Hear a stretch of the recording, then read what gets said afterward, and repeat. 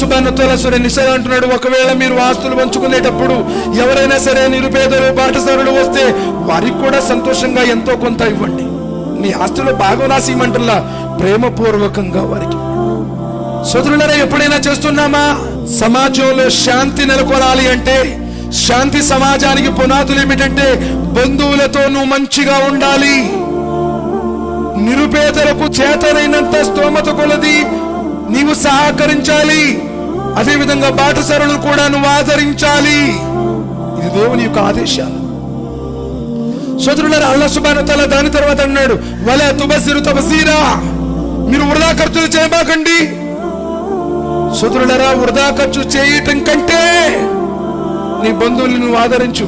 వెళుతున్నావు పెద్దనాన్న దగ్గరికి, బాబాయ్ దగ్గరికి, పోతూ పోతూ ఒక చిన్న చీర చిన్నమ్మ కోసం, లేదు ఒక షర్ట్ బాబాయ్ కోసం. సోదరులారా, ఆస్తులు రాసిమంటలేదు.